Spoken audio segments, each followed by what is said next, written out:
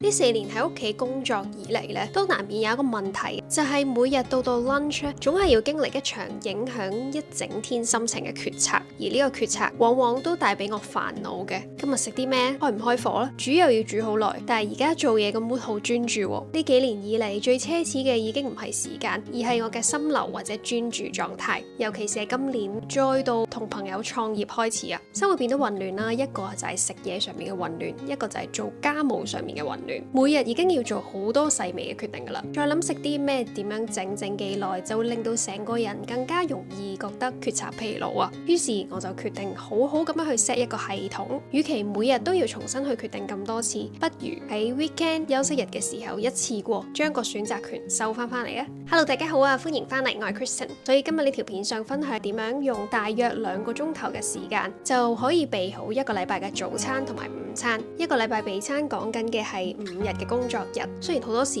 weekend 都要做嘢啦，但係用嘅時間咧未必好似平日咁多嘅，所以就可以唔使備啦。至於備餐嘅日子，通常我都會安排工作量最少啦，或者係強制自己去休息嘅一日啊，又或者咧任何一日你覺得能量精力比較高嘅一日，呢個系統為嘅係保持穩定，減少混亂啦，同一時間咧都要有彈性嘅，先至唔會覺得好似做功課咁樣。備餐佢表面上係一種好勤力嘅習慣啦，但係對於我嚟講呢，其實最核心嘅原因就係想保護翻自己嘅專注力。除咗佢係一個慳錢好習慣之外啦，佢真係可以大大咁樣幫我減少咗決策疲勞。最簡單嘅食咩、買咩、點樣整、點樣切、點樣調味、點樣醃，每一個好似好細微嘅決策嘅選擇其實都係消耗緊個意志力。而第二個優點，我覺得就係自己備餐係可以準備更加多嘅原型食物，可以控制到嗰個比例。我唔係一個營養師啦，亦都唔係想追求一啲好健美嘅身材啊，唔係想追求一個完美嘅飲食，只不過係想健康多少少。早餐唔好因為要趕住開工而食塊餅，或者就咁一碗乜都冇嘅麥皮就算啦。第3個優點咧就係可以令到自己唔需要由一個可能好專注地創作緊或者做緊嘢嘅 mode 切換成一個要應付自己生存模式嘅 mode 咁樣。當然啦，我都仍然係中意下廚嘅，但係當我創作緊嘅時候，尤其是真係心流緊嘅時候，就唔會想去中斷佢，有啲享受下廚嘅時光就會留翻去夜晚，或者係冇咁多工作冇咁需要創作嘅日子先去 enjoy 咯。喺正式開始分享今日嘅 meal prep 系統之前呢，都想少少咁樣宣傳一下。話說咧，就係我同我朋友創業嘅品牌 Sunflower Atelier 嚟緊嘅9月5號啦，即係星期6嚟嘅，就會參加第一次嘅市集啊，喺呢一個灣仔海濱空間嗰度1日嘅啫。到時咧，我哋就會帶咗有唔同嘅我哋嘅 well-being products 啦，當然有 Wellbeing Journal 啦，大家可以親身嚟揭下睇下，亦都有我哋新出嘅 product 啦，一個 Mood Planner， 而家就保留少少神秘感先，大家到時嚟可以揭下嘅，都會有一啲唔同嘅關於少少 Wellbeing 啦、Mental Wellness 嘅卡仔啊。如果住喺港島嘅朋友，歡迎大家嚟探我哋啊！當然，如果你唔係住喺港島，但係嗰日假期咧，你想過海玩下嘅話咧，都可以嚟嘅。聽聞嗰個市集咧都有好多唔同嘅活動表演㗎。我將活動嘅 details 擺喺呢條片下面嘅資訊欄嗰度咧，大家如果有興趣又想嚟傾下偈，我哋到時見。講下相對比較輕鬆嘅早餐先，起身拎到食到，令到大腦同埋身體迅速開機，唔使再喺廚房同自己開會就得㗎啦。主要係有2個 template 嘅，第一個 template 咧係隔夜燕麥，即係我今朝食嘅嘢啊。前一晚準備定罐啦，將燕麥 chia seed， 亦都可以加埋可可粉。男朋友嗰罐咧會用牛奶浸，我就用植物奶浸咗佢放喺雪櫃，朝早拎出嚟打開蓋，加少少 Greek yogurt 係我趁特價嘅時候買嘅，再放啲手邊有嘅生果，例如係藍莓啦，今日就係藍莓啦，香蕉都好夾嘅，同埋一啲 nuts 或者加啲你自己中意嘅 topping， 放回溫一陣，冇咁凍就食得啦。由於我唔使減肥啦，所以有陣時都會加啲黑朱古力嘅。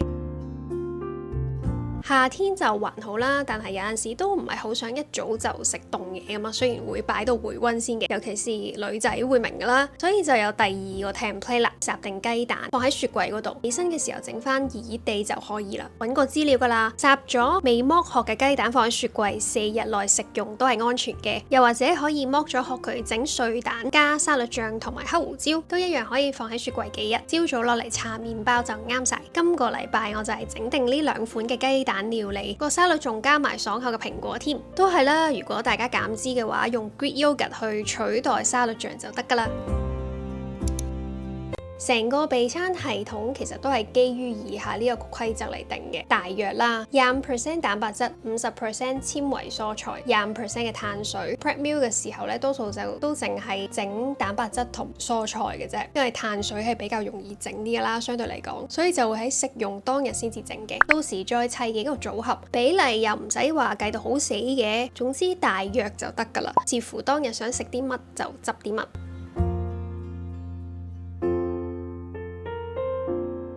之前都有分享過㗎，我哋通常每個月頭或者月尾就會買定一啲可以放得耐啲嘅凍肉啦。每個禮拜做備餐嘅時候，就會好好咁樣善用 AI 啊，抽其中幾樣有嘅食材，問佢可以點樣簡單咁 prep 咗佢，都真係幫到手㗎呢個助手。或者係參考翻呢本我自己寫落嘅食譜。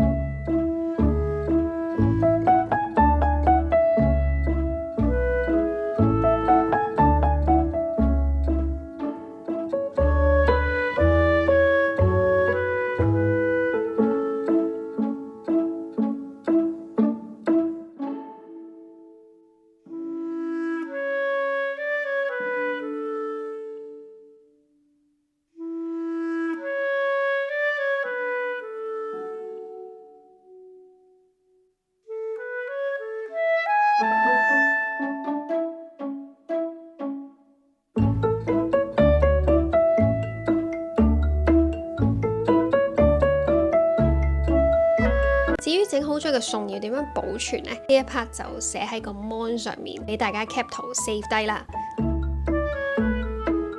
因為我哋都唔係一啲要追求每餐都唔同花款嘅人嚟嘅，只係想用少少嘅變化換嚟一個禮拜嘅穩定。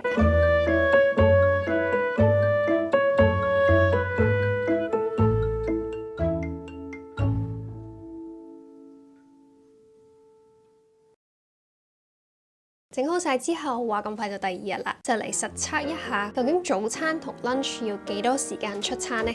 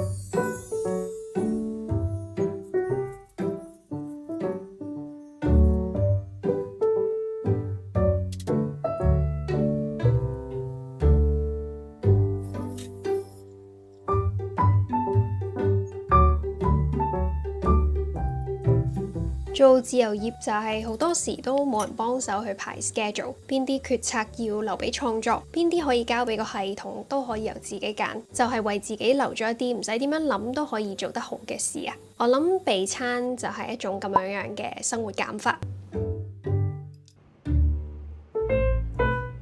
今日分享嘅呢一個系統啦，未必每一個細節都係啱每一個人去用嘅，都唔係話想大家跟足晒我哋呢個系統去做就最好啦，唔係嘅，但係不妨由一件細細嘅事做起，例如係今個禮拜揾一日1個鐘頭啦，淨係 prep 定2日嘅 lunch 或者早餐，唔需要完美嘅，我都唔係想要完美，只不過係想將個決策力留翻去俾更加需要嘅事。多謝你嚟睇啊，都想多謝訂咗我 Patreon 嘅觀眾朋友們。喺 Patreon 嗰度咧，我都會持續去分享一啲關於簡單生活做自媒體啦、創作或者創業等等方面嘅事。咁我哋下條片再見啦，拜拜。